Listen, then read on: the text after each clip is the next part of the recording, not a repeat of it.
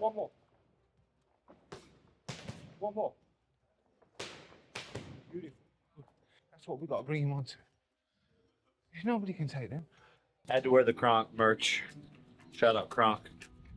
So first session is strength. We're basically going to be doing some explosive weights, high intensity, short amount of time. We're working on our sprint systems. If I can beat Jake Paul, then excuse my French, what the is Anthony Joshua going to do to Jake Paul? I think my dad said that AJ could beat him with his prick, and I completely will back that up. Even if AJ had a broken arm in there, it still wouldn't go past a minute. Anthony Joshua trains with intense focus, combining strength work, movement drills, and measured confidence as he prepares for Jake Paul. On the other side, Jake Paul puts in serious work, aiming to prove he can compete with an elite heavyweight. Both camps push hard, highlighting the contrast between a seasoned champion and a crossover fighter. The build-up sparks curiosity, leaving fans eager to see how this highly unusual, widely discussed matchup unfolds in the ring. One thing I knew, he was a hard worker. Second thing I knew, genetically, he's very gifted. But I knew after the evaluation, we had some work to do. Now I've seen his body already evolve into something totally different. I've seen his conditioning evolve into something different. And more importantly, his understanding of his body and why he's doing things the way he's doing them. That's the most important evolution. Anthony Joshua trains with full confidence, fully aware of his edge over Jake Paul. Yet, he pushes relentlessly each day, determined to make a statement. His mission is clear: step into the ring, dominate completely, and silence all the hype and nonsense surrounding Jake's challenge once and for all. I mean, only that's all that matters. Because early on, if you look for power, you waste energy. Then that power evaporates. When they're tired, you ain't got the power to take them out. So you got to open up in the gap for no reason.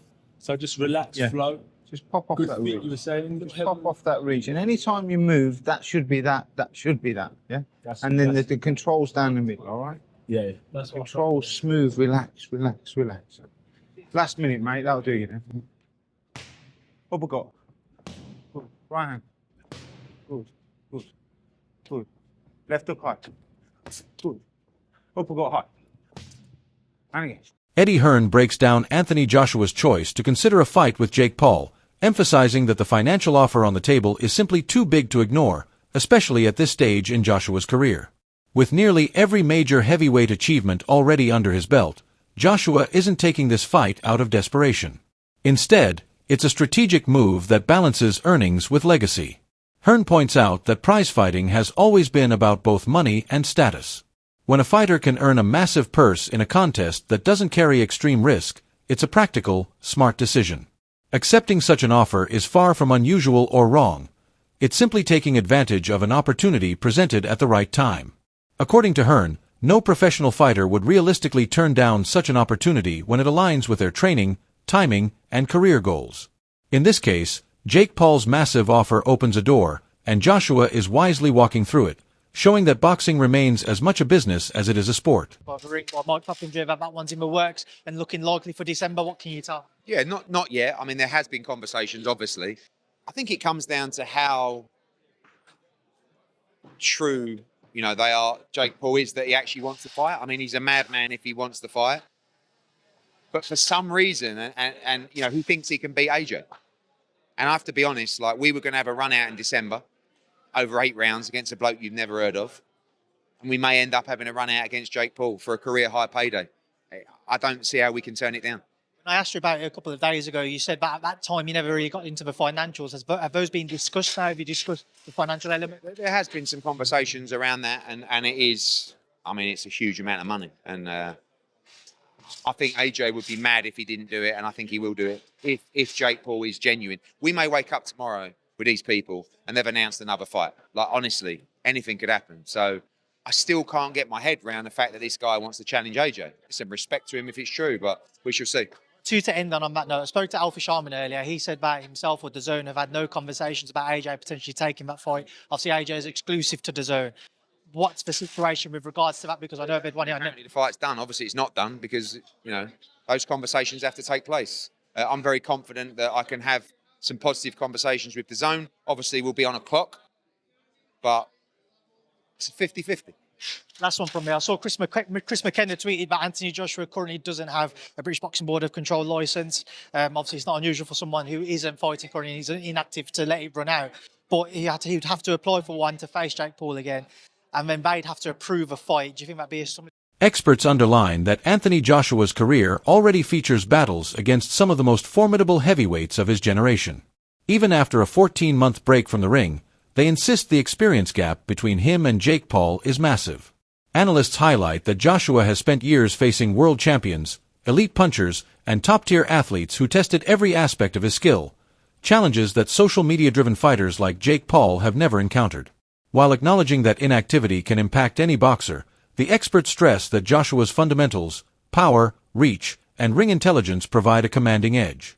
They note that his previous loss does not diminish his standing, as the level of competition he faced far exceeds anything Jake has faced. Overall, they believe Joshua's proven skills, even after time away, are more than enough to control the fight and dominate at will. Right? And just to clarify, I don't class Otto Wallin as a very competitive fight. Every competitive fight that AJ is in from now until the end of his career and has been in for the last few years, I believe has taken something out of him. Every time he's in a competitive fight, even when he's won, and I'm not saying taken out of him to the extent where he's no longer a good fighter, no longer can do anything, but every single one has taken one out of him. So let's say, for example, you go down the Tony Yoka route and you can sell it as the 2 Olympic gold medalists and whatever. It's a lose-lose, mate. You're expected to knock him out. If you don't, then you go the distance. I think that's going to take something out of you.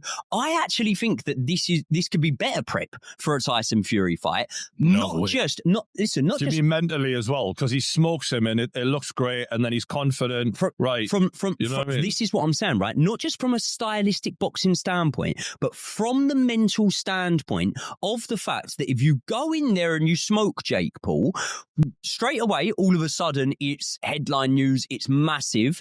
And as well as that, you're coming in off the back of something that's impressive, right? We all felt like the Francis Ngannou performance was really impressive, but it wasn't followed up with an impressive performance. So it doesn't actually determine whether or not... This is worse. This is worse than that. I don't know what you're thinking, Lawrence, but the Ngannou one, you could at least say heavyweight. You could say that his pedigree. So we didn't really... On the distance of Fury. He was coming from a different kind of method of fighting. End of the day, he's still a champion. We're talking about Jake Paul, guys. Do you know what's mad? Can I just add something in before Loza jumps in? There are Americans, and I've heard them in the last 24 hours, giving Jake Paul a better chance than Francis Ngannou, saying he has the boxing experience. Francis Ngannou didn't have enough boxing experience. Because that's how Americans view this whole thing. Well, no, Francis Ngannou did have more boxing experience than Jake Paul. Well, yeah. But that's what they're saying is Francis Ngannou had 1 fight, Jake Paul's had 10, 12. 10 rounds, and you little say I'm licking his ass. 10 rounds of Tyson Fury, will gain you more experience than everything Jake Paul. That's it for today's video. Stay tuned, and don't miss what's coming up in the next update.